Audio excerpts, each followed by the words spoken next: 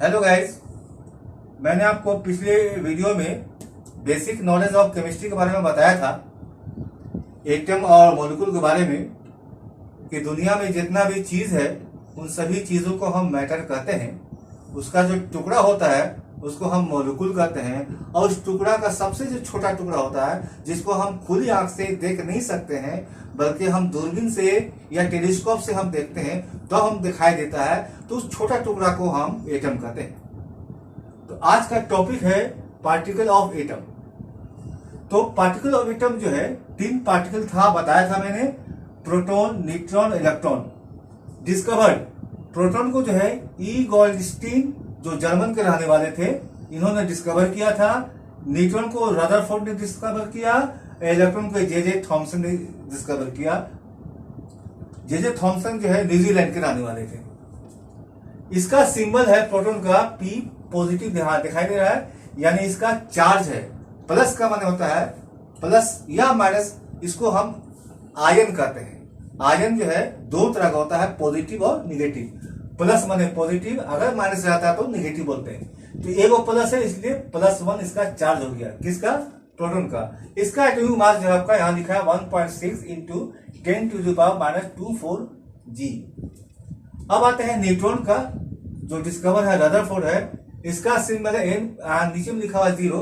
0 का मतलब है इसका चार्ज है 0 है, मतलब इसका ना पॉजिटिव होता है और ना निगेटिव होता है, ये न्यूट्रल है, इसलिए हमने 0 लिखा है।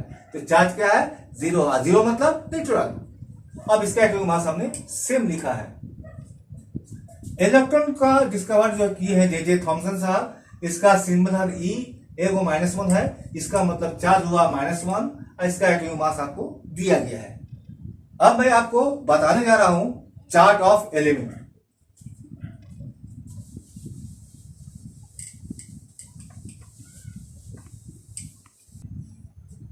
तो अब जो है एलिमेंट का मैं चार्ट बना रहा हूं।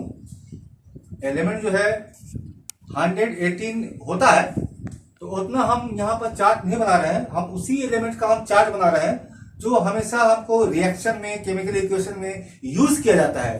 ठीक है, जैसे हाइड्रोजन, हाइड्रोजन का सिंबल होता है H, हीलियम का सिंबल होता है He, लिथियम का सिंबल होता है Li, बोरोन का सिंबल होता है B, बेरिलियम का सिंबल होता है Be, कार्बन का सिंबल होता है C, नाइट्रोजन का सिंबल होता है N, और ऑक्सीजन का सिंबल होता है O, और फ्लोरीन का सिंबल होता है F, और सोडियम का सिंबल होता है Na, और मैग्नीशियम का सिंबल होता है Mg, एल्यूमिनियम का सिंबल होता है Al, और सिलिकॉन का सिंबल होता है Si।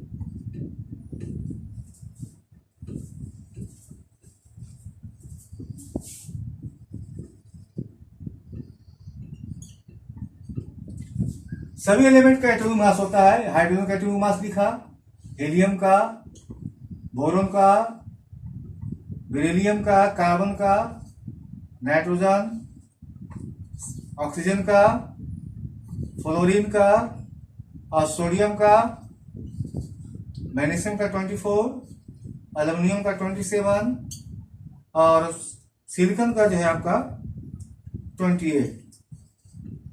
यहां पर जो हमने सिंबल लिखा है, यहां पर आपको एटॉमिक नंबर लिखते हैं, यहां पर एटॉमिक मास लिखते हैं, यहां पर नीचे में एटॉमिक नंबर लिखते हैं, यहां पर आपका एटॉमिक मास लिखते हैं।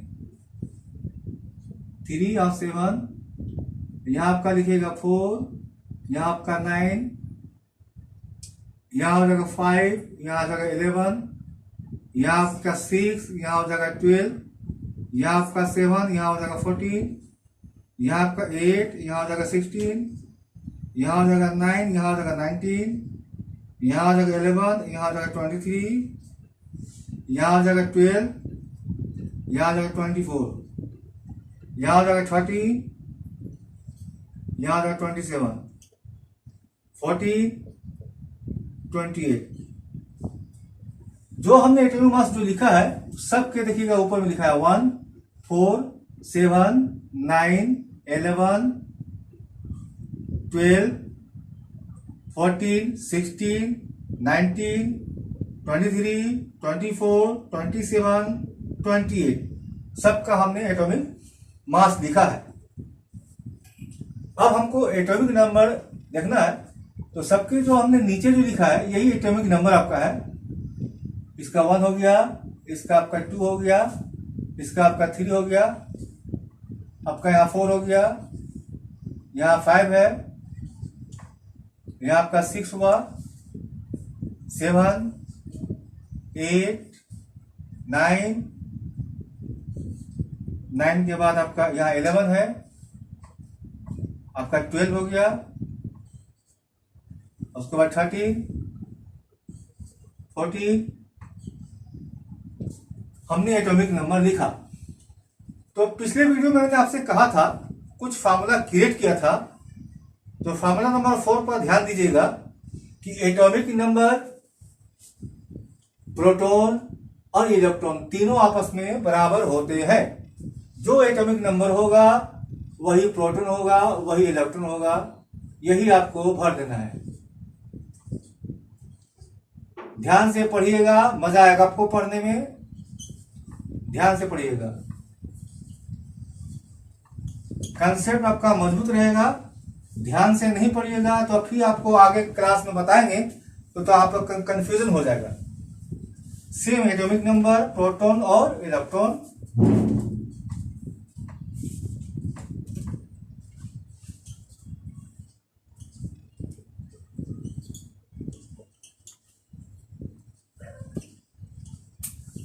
अब न्यूट्रॉन हम कैसे निकालेंगे?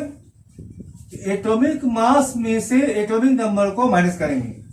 ऊपर में ये एटॉमिक मास है, नीचे में एटॉमिक नंबर है, तो 1 में से 1 घटाएंगे तो आपका इसका न्यूट्रॉन हो जाएगा 0। कोई आपसे पूछेगा कि what is the neutron of hydrogen, तो आपका न्यूट्रॉन हो गया उसका 0। अब जो है what is the neutron of helium का, एटॉमिक मास 4 में से ये प्रोटॉन आपका 2 हुआ, 4 में से 2 माइनस कीजिएगा तो आपका यहाँ 2 आ जाएगा। उसी तरह से 7 में से 3 घटाएंगे तो 4 हो जाएगा, और 9 में से 4 घटाएंगे तो 5 होगा, 11 में से 5 घटाएंगे तो 6 होगा, 12 में से 6 घटाएंगे तो 6 हो जाएगा, 14 में से 7 माइनस करेंगे तो 7 हो जाएगा, 16 में से 8 माइनस करेंगे तो 8 होगा, 19 में से 9 माइनस करेंगे तो 10 होगा। उसके बाद 23 में से 11 माइनस करेंगे तो आपका 12 हो जाएगा, 24 में से 12 माइनस करेंगे तो 12 होगा, 27 में से 13 माइनस करेंगे तो 14 होगा। आपका सिलिकॉन का भी 14 हो गया। ठीक है, 5 एलिमेंट और है जो मैं आपको बता दे रहा हूं। हाँ, तो उसके बाद ये फास्फोरस का, ये आपका पी सिंबल हुआ, एटॉमिक नंबर 15 है, एटॉमिक मास है। फिर सल्फर लिखा उसी तरह से, क्लोरीन है, पोटासियम है, कैल्शियम है। ये जो चार्ट है आपका एटॉमिक मास का, तो फास्फोरस का एटॉमिक मास जो है आपका 31 होगा, सल्फर का 32 है, और क्लोरीन का 35 है, और पोटासियम का 39 हुआ, और कैल्शियम का 40 है। अब इसका नीचे में जो 15 है वो एटॉमिक नंबर है। एटॉमिक नंबर आपका 15 हुआ, तो मैंने आपसे कहा था कि ये तीनों बराबर होता है, तो यही 15 तीनों घर में लिख देंगे। अब ये 16 है तो यहां भी लिखेंगे 16, तीनों घर में हम 16 लिखते हैं। उसके बाद नीचे में आपका 17 है, ये तीनों घर में हम 17 लिख देंगे। ये आपका चार्ट है, ध्यान से आप याद कीजिएगा। याद क्या करना है, इसको ट्रिक से याद करना है। आपका एटॉमिक नंबर 19 है, तीनों घर में आपको 19 यहाँ लिखना है।